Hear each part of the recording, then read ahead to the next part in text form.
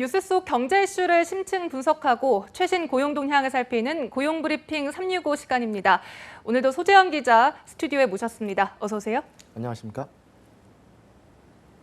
안녕하십니까? 소재영입니다. 취업시장에서 로봇 심사관은 이미 낯선 존재가 아니라고 합니다. 자동화 업무를 넘어서 인간의 채용마저 결정하는 AI 채용 심사관의 시대, 오늘 이슈픽에서 살펴봅니다. 앞으로 로봇이 인간의 일자리를 위협받게 될 것이다라는 우려 지속적으로 나왔습니다. 하지만 로봇이 내 일자리의 당락마저 결정할 수 있다는 시대가 왔다니까 흥미로운데요. 또 두렵기도 합니다. 구체적으로 어떤 이야기입니까? 네, 지원자의 채용 심사에 AI 기술을 활용하는 기업이 늘고 있다는 겁니다. 가령 자기소개서나 면접 단계에서 이에 특화된 AI로 지원자 가운데 기업에 적합한 인재를 추천받는다는 겁니다. 각 단계마다 기업들이 도입한 AI 특징을 살펴보면 상당히 흥미롭습니다. 우선 자기소개서 부분에서 AI가 도입된 내용을 살펴보면 가령 공채가 시작되면 기업에 따라 수백 장에서 수천 장의 자기소개서가 들어옵니다. 그런데 이러한 자기소개서들 중에서는 족보, 그러니까 과거 합격자들이나 선배들의 자기소개서를 그대로 베껴서 제출하는 경우도 많다고 합니다. 최근 취업이 힘들어지면서 이른바 성공 공식을 그대로 따라하는 지원자가 많아지며 심사관들의 고충도 커졌다고 합니다. 이 때문에 자기소개서를 살펴볼 때도 길게는 5분에서 10분 정도가 걸리는데요. AI는 이러한 심사관들의 수고를 덜기 위해서 표절 여부를 대신 확인한다는 겁니다. 가령 유통업체인 CU에서 실시하고 있는 AI 자기소개서 심사관의 경우 지금까지 공개된 논문이나 문헌, 또 기존 합격자의 자기소개서 데이터베이스를 활용해서 30% 이상 문장이 같으면 AI가 표절로 표시한다고 하는데요. 실제로 이 AI 심사관에게 표절이 적발돼 자기소개서 심사를 통과하지 못한 지원자도 지난해 상반기에만 약 7%였다고 합니다. 네, 사실 인간 심사관의 경우엔 수많은 자기소개서를 보기 때문에 쉽게 표절 여부를 밝힐 수도 없고요. 이에 따른 시간도 상당히 소요가 많이 되는데요. 반면 AI 심사관의 경우에는 기존의 데이터를 토대로 빠르게 표절 여부를 가릴 수 있기 때문에 이러한 서류 심사에서 유용하게 활용될 수 있겠다라는 생각이 드는데요. 네, 그렇습니다. 그런데 이 AI 심사관이 단순히 표절 여부만 가려내는 것이 아니라 해당 지원자가 기업에 적합한 인물인지를 판단해주기도 한다고 합니다. 국내에서 AI를 가장 먼저 도입했던 유통기업 롯데의 AI 심사관은 구직자가 쓴 자기소개서 안에 기업이 원하는 이미지나 키워드가 있으면 그 부분만 표시해서 인사 담당자에게 넘기는데요. 이를 통해 지원자가 얼마나 회사와 잘 맞는 인재인지 판단해주는 중요한 참고 역할을 한다고 합니다. 뿐만 아니라 또 CJ의 경우 지원자가 쓴 자기소개서를 요약하고 중요한 부분을 강조해주는 작업을 맡아주고 있다고 합니다. 물론 이러한 AI의 심사는 어디까지나 참고용에 불과하지만 자기소개서에서 많은 시간을 할애했던 과거와는 달리 AI를 도입한 기업의 경우에는 보다 신속하게 채용 과정이 이뤄지고 있어 큰 호응을 얻고 있다고 합니다. 이렇게 얘기를 들어보니까요. AI 심사관이라면 특정 지원자에게 가산점을 주는 일이 발생할 수가 없기 때문에 투명한 채용 문화가 만들어질 수 있겠다라는 생각도 드는데요. 네, 그렇습니다. 뿐만 아니라 AI 심사관 같은 경우에는 면접 단계에서도 활약합니다. 국내의 한 철도 회사의 경우 선발에서 공정성을 높이기 위해서 앞으로 AI 면접을 도입한다고 밝혔습니다. 중간 면접 단계에서 지원자들의 질의응답 모습을 영상 카메라로 녹화하고 AI 프로그램이 지원자들의 호감도, 매력도, 감정 전달 능력, 의사표현 능력을 분석하는 방식이라고 합니다. 지금까지 이렇게 AI 면접을 도입한 국내 기업만 100개라고 합니다. 이처럼 AI 면접이 인기가 있는 이유는 효율성 때문입니다. 기업에서 면접을 실시하면 지원자를 일일이 불러야 하기 때문에 지원자와 기업 모두 부담이 컸습니다. AI 면접의 경우 온라인으로도 진행이 가능하기 때문에 시간적, 경제적인 면에서도 모두 긍정적인 측면이 많다는 겁니다. 사실 일반 면접장에서는 지원자는 일부러 시간을 내서 면접 장소까지 와야 하고요. 기업은 또 그런 지원자에게 면접비를 지불해야 하기 때문에 큰 부담이 있었을 것 같은데요. AI 면접으로 이러한 부담이 다소나마 해결이 됐을 것 같습니다. 그렇다면 또 궁금한 게 해외 경우에도 이 AI를 활용한 채용 과정 활발한 편인가요? 네, 그렇습니다. 미국, 일본은 우리보다 더 먼저 AI 채용 심사를 도입했습니다. 구글의 경우에는 이미 11년 전인 2008년부터 자체 AI 채용 프로그램을 사용하고 있습니다.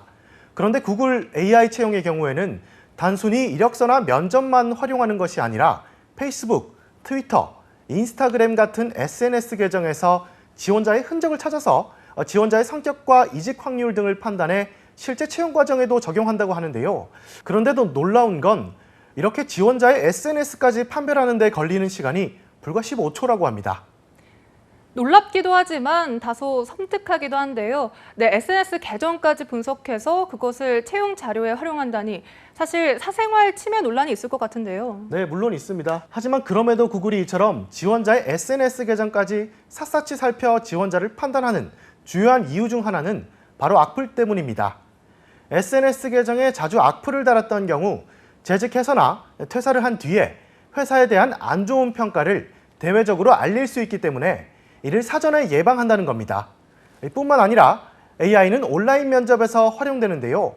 여기에 집, 카페, 어디에서나 이루어지는 온라인 AI 면접의 경우 기억력과 사고력 같은 인지 기능을 주관하는 전두엽을 분석해서 지원한 직군에 적합한지도 판단하고 목소리와 표정, 몸짓을 분석해서 지원자의 이야기가 정직한지도 판단해 인사 담당자에게 데이터를 보낸다고 합니다.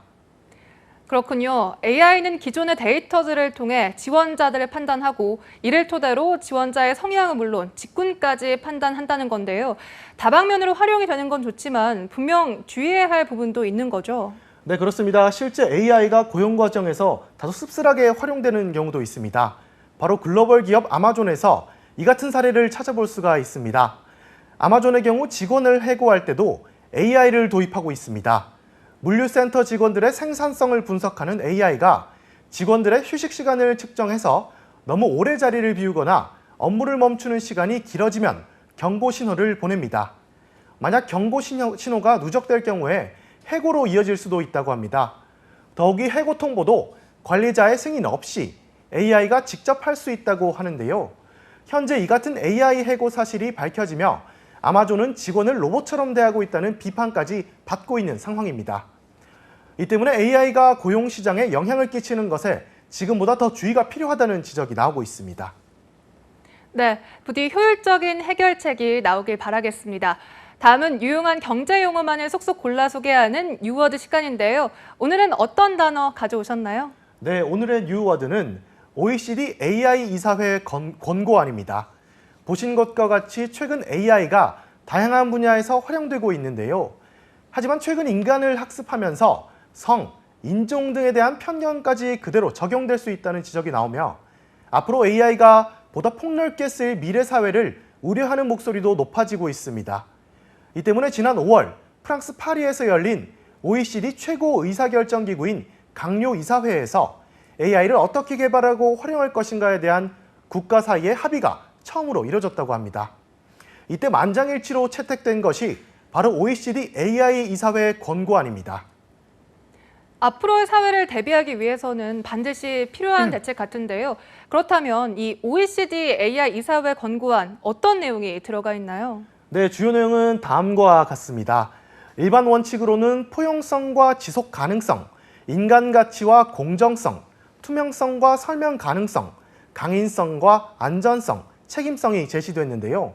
좀 더 풀어서 설명하면 AI는 기본적으로 인류에게 혜택을 주는 가치를 바탕으로 개발이 돼야 하며 이 과정에서 인권, 민주적 가치와 다양성도 존중해야 한다는 겁니다. 만약 AI가 이런 가치를 추구하지 못하면 인간이 개입할 수 있도록 하는 보호장치를 포함해야 한다는 내용도 담겨 있습니다. 이뿐만 아니라 AI의 위험성을 제거하기 위해서 보안도 강화하고 지속적으로 잠재적인 위험이 있는지를 확인해야 할 필요가 있다고 주장하고 있습니다. 물론 이 권고안에 법적인 구속력이 있는 것은 아닙니다. 하지만 그럼에도 이렇게 OECD가 나서서 권고안을 만든 이유는 앞으로 AI와 관련한 국제표준을 마련하는 상황을 대비하기 위해서라고 하는데요.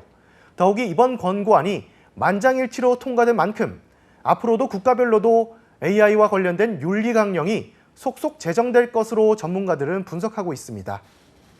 네, AI와 관련된 강령들이 만들어졌다고 하니까 그야말로 AI가 전폭적으로 쓰이는 사회가 멀지 않았다라는 생각이 듭니다.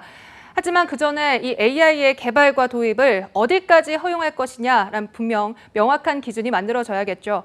고용계뿐만 아니라 각 분야에서도 AI가 도입되어도 인간으로서의 가치가 무너지지 않을 수 있도록 앞으로 더 철저한 대비책이 마련되어야 할 것으로 보입니다.